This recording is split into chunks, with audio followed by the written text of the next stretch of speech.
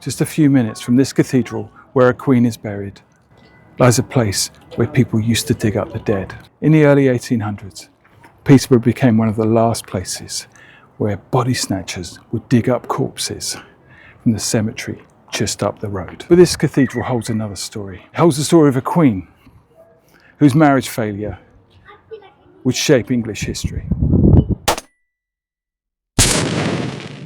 Hello, you lovely people, and welcome to Peterborough.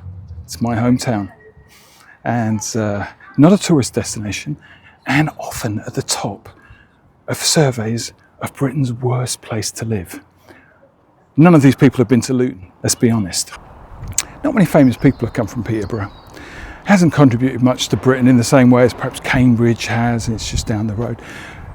But what it has contributed is the King's School, set up after King Henry VIII decided this place needed a school. One of its most famous students there got a scholarship to be part of the choir here and study at King's School. Lad came up from London. His name's David Lammy, a mastermind in the true sense of the word.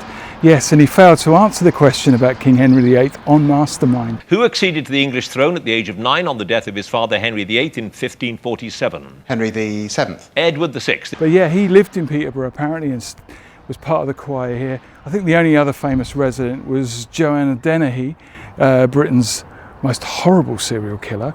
She used to live in a house just opposite where I grew up, not at the same time, and she was arrested by a guy I went to school with. So that's it for Peterborough.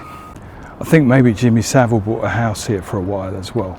Don't quote me on that, but that was the rumour in the 80s, 90s. Not exactly something to be pleased about. So this is Peterborough Cathedral. When I was growing up here, I was told it was Prince Charles's favourite cathedral. It's one of the great medieval buildings. We're just over 750 years old, although parts do date back over 1,000 years. And inside lays the tomb of a woman whose life helped reshape the country itself. Her name was Catherine of Aragon. Some of you keen historians will remember the name Catherine of Aragon as King Henry VIII's first wife. King Henry VIII of the divorced, beheaded and died, divorced, beheaded, survived fame. And she was the very first divorced, a lucky escape. Henry hadn't quite worked out how to get rid of his wives in the most bloody circumstances he could at that point. Catherine of Aragon was a Spanish lady, and to stop some wars, what we used to do back in the 1500s was marry princes to princesses and noble folk, so we'd avoid wars. And Catherine of Aragon, one thing that not many people know about her, was she was married to a guy called Prince Arthur before. And Prince Arthur, he was the heir to the throne, but he died. And his brother became Henry VIII. So yes, Catherine of Aragon, she married one brother and then she married the other. Some women will do many things to become Queen of England. I think Meghan Markle, you know what I'm talking about. Now after poor old Arthur died and Henry got to the throne, everything was going swimmingly for a long period of time, until it became apparent that this Spanish lady was not going to give an heir to the throne to Henry VIII. So Henry had a problem. He needed an heir. What's he going to do? That's right. He's going to change British history, English history, the church's history forever. All because he needed a male heir. Sexist pig. Henry was convinced that his marriage was cursed, and he wanted another wife. Not allowed. The Pope was not a fan of divorce. The Catholic Church would not allow it. But he had his eyes on Anne Boleyn. Henry VIII, he asked the Pope, would you annul my marriage? And the Pope refused. So Henry, he did this extraordinary thing. He broke away from Rome. He broke away from the Vatican, he broke away from the Catholic Church, and he set up the Anglican Church, the Church of England, the church I grew up in.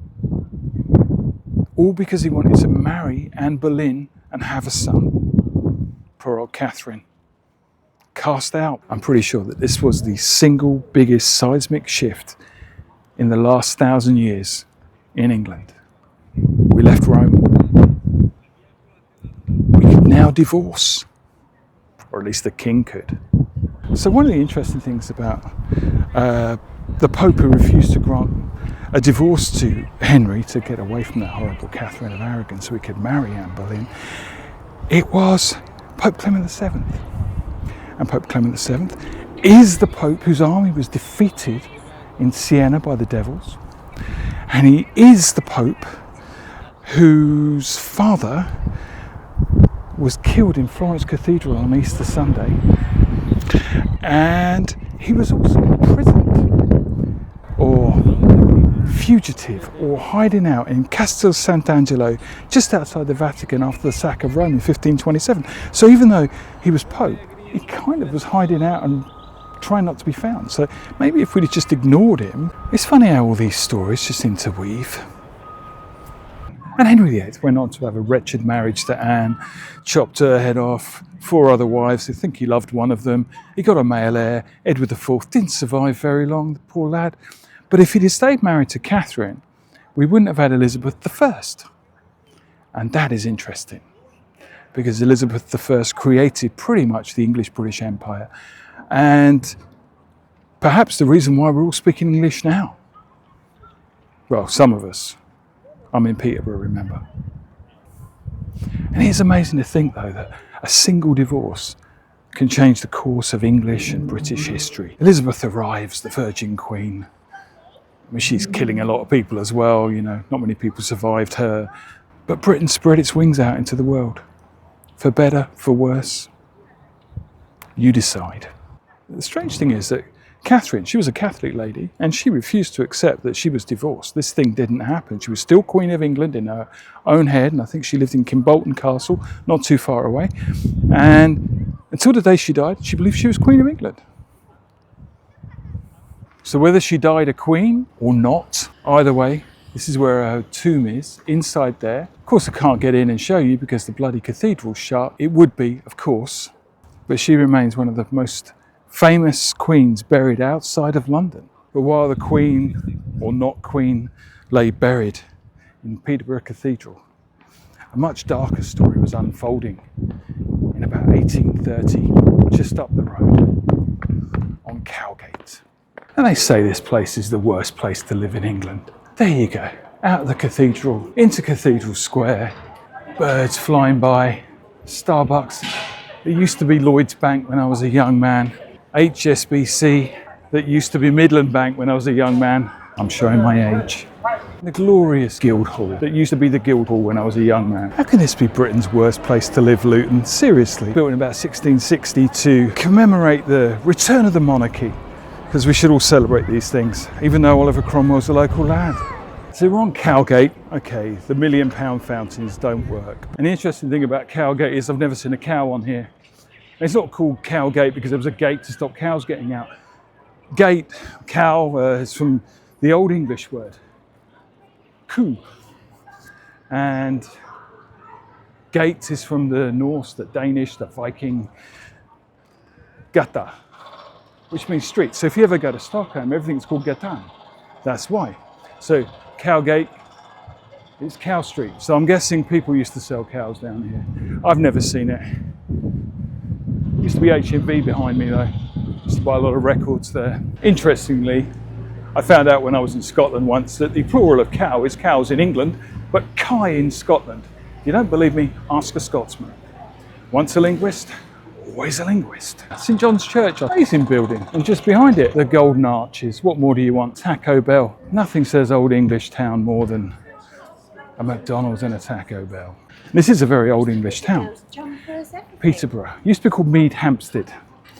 But Peterborough obviously is the town, the borough of St Peter, and that's St Peter and I think it might be St Peter, Michael and Andrew's Cathedral, but Peterborough's got the cross keys on there, keys to the heaven. It's named after St Peter, which is really weird because St Peter, it wasn't actually called Peter, it was called Shimon, as we found out in the Vatican episode. His name's Shimon Bar Yonah, so this would actually be Simon's borough. So now we find ourselves officially off Church Street and onto Cowgate. And it's all obviously been redeveloped since the 1830s when I was a young lad. But just here stood a church and a cemetery.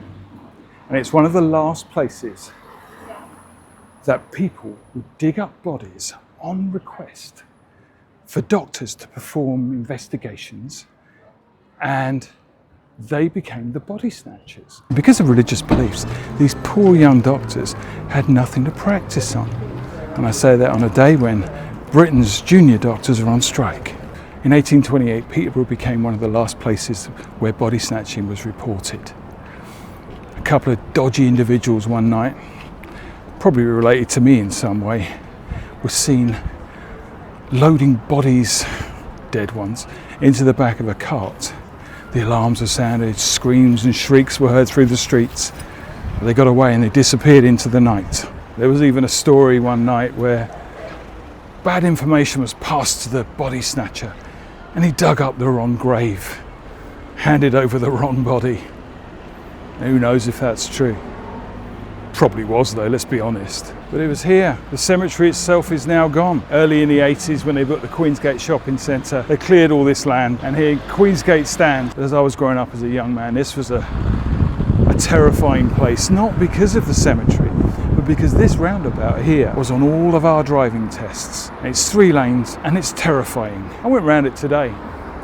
Got honked at by some boy racer who was trying to skip lanes, but terrifying it was. But it is the scene of the body snatchers. And like in many modern cities, and Peterborough's a modern city, it was 40,000 people in 1975 and 140,000 people in 1985. Cemeteries disappear beneath the ground, but do the spirits remain? Over there in Queensgate, they built a big shopping centre, big concrete halls. I used to work in a shop there back in the 80s, early 90s, and there's rumours, there was always rumours, of a girl's shrieks being heard in the corridors behind the shops. I never heard them. Could have been anything. It's Peterborough in the 80s.